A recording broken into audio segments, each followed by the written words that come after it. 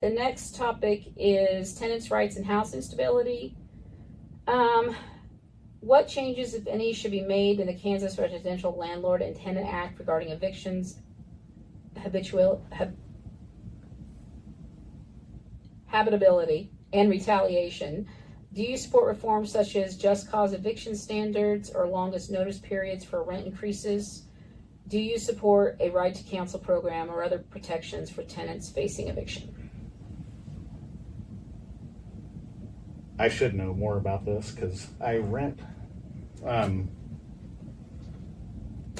imagine it's different down in like more rural districts than like it's a big thing in like a bigger city. I think a lot of it has to do with communication both ways. I think the landlord should communicate the raise if they're going to raise your rent. I don't know what it is now, but it should be at least 60 days. I 30, think. yeah, At the minimum. That way, it gives you time to prepare, budget your money. A month is not enough time to find a new place. No. And Yeah, when we negotiate contracts, we got to send a 60-day notice to the company saying we're going to negotiate. Yeah, at least 60, if not 90. What's it hurt to tell them? It doesn't make any sense. I've seen where Kansas, I think they give, if they're going to evict you, I think they give you a 15-day notice. Is that correct? I know, like, I think it's different on per county and stuff. I know in Wichita, it's like they give you a 3-day notice. I mean, it can actually take a long time to get somebody out of the house. Correct. But they give you like a 3-day notice. Yeah, they can give you 3 days, I think. I can't remember. But it's not very long.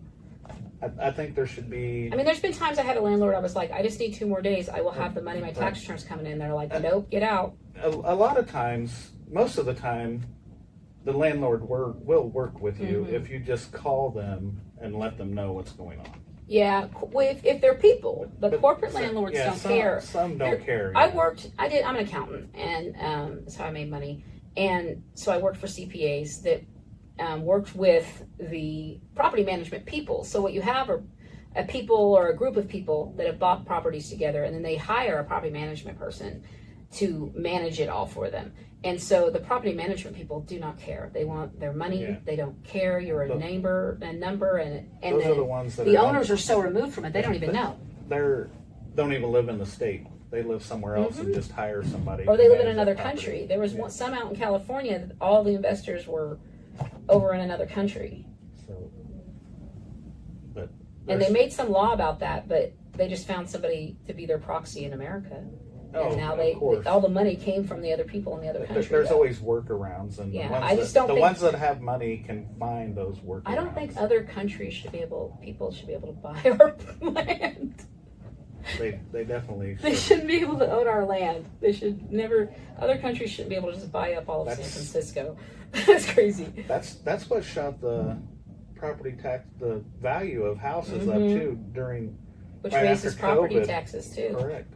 Yeah. Right after COVID, there was people from corporations from outside of the state buying up houses for well over what people were asking for it. And that when you're selling your house, that's great. Hey, I'm getting that money. But then guess what?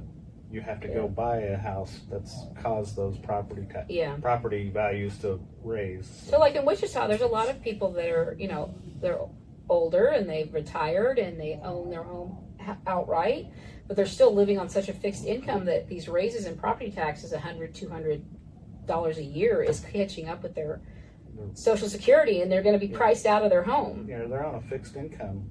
So yeah, imagine if they were renters on a fixed income and you had a landlord that didn't want to work. Oh, my mother's one of them. She's got a great landlord, thankfully, but it was hard for her to even find a place to rent because they wouldn't rent to her if she didn't have a W-2 income. And she's like, my income's as steady as my income can be. I make more than 3 times. This is income I'm getting till I'm dead. Right. So like, but they didn't want to rent. Why would you not want to rent to a nice little old lady? She kept this place nice, their income is not going to lower. No. It would be nice if they could get raises on the Social Security. Enough raises. Occasionally they throw them some pennies, but yeah.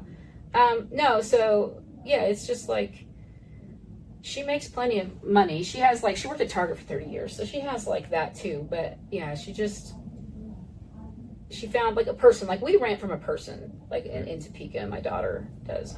And so I really like just renting from like if I show up and it's just like a guy in his truck and he's like, hey, you know, I'm just like, oh, thank God.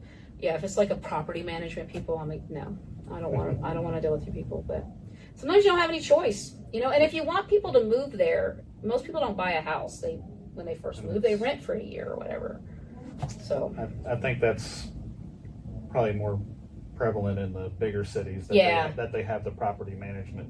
Yeah, that's what I'm saying. It's probably different in rural areas. I imagine there's a lot of people that just have family homes and they're the one that rolls up to when everyone starts dying. I mean, my husband has a huge Catholic family in Wichita, and they have a lot of properties amongst the family because that would happen. Like somebody would die and they just keep it in the family. And you want a good landlord that if your AC breaks in the summer, that they get out there and fix it.